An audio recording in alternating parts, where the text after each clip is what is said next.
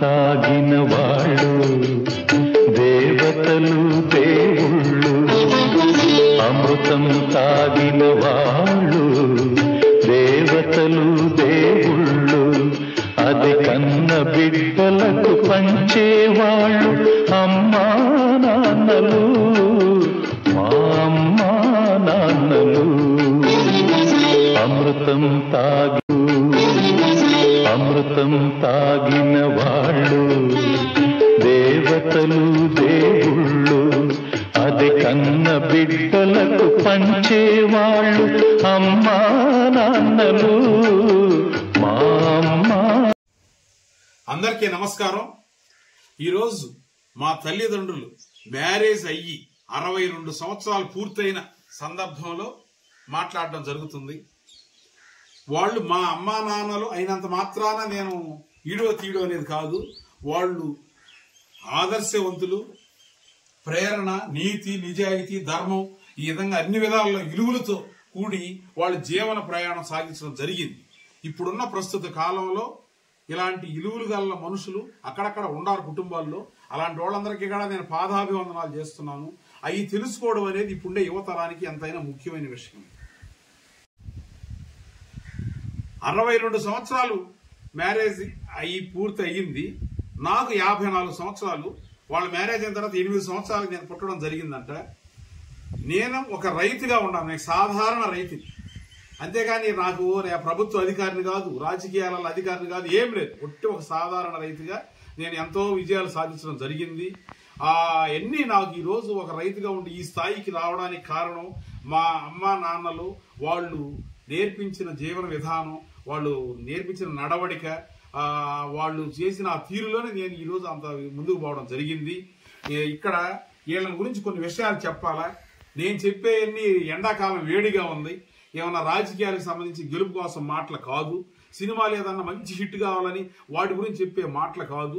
నేను చెప్పే ప్రతి మాట అక్షరాల సత్యం సత్యం సత్యం.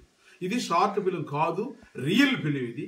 ఎందుకంటే ఒకసారి మ్యారేజ్ అయిన తర్వాత ఇప్పుండే కాలాల్లో కొన్ని నెలలు అత్తా కోడళ్ళు కలిసి ఒక దగ్గర ఉండడం మహా కష్టమైపోతున్న రోజుల్లో మా అమ్మగారు మ్యారేజ్ అయిన తర్వాత మా నానమ్మ ఆమె ఒకే ఇంటిలో అత్తా కోడళ్ళు ఆదర్శవంతంగా 55 సంవత్సరాలు వాడు ఉండడం జరిగింది.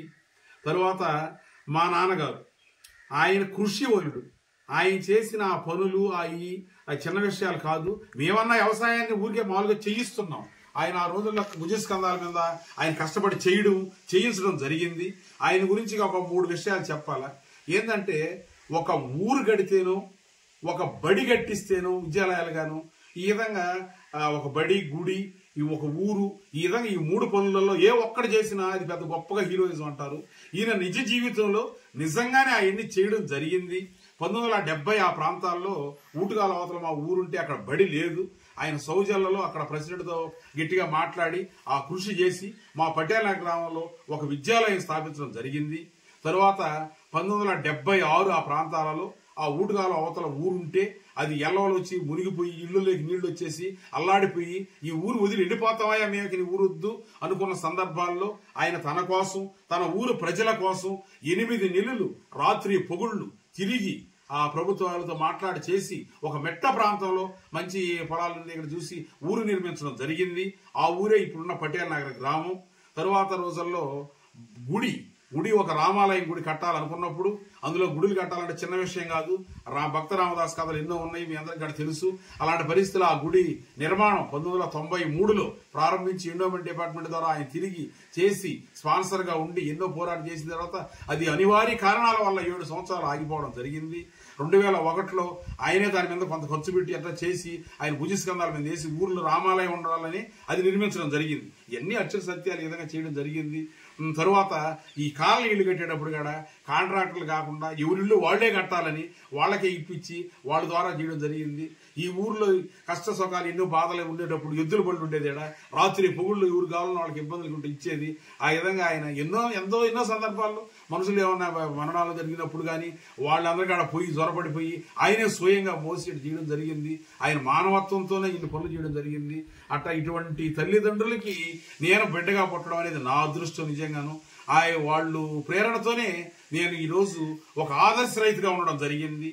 మా పిల్లోడు కాడ మా అబ్బాయి హర్ష, ఆయన ఆర్గానిక్ ఫార్మర్ గా ఆయన కొనసాగుతున్నాడు. హర్షాన్ని గురించి ఎక్కువ చెప్పాల్సిన అవసరం లేదు, మీ అందరికీ తెలుసు.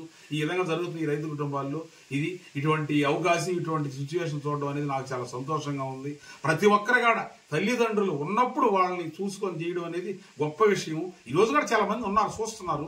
వాళ్ళందరికీ పాదాభివందనాలు. నేను ప్రతినిత్యం ఎన్నో ఇబ్బందులు ఉన్నా కూడా రోజు ఒక గంట సేపు వాళ్ళతో కలిసి మాట్లాడి వాళ్ళని ఆనందపరచడం చేయడం జరుగుతుంది. Okay, thank you.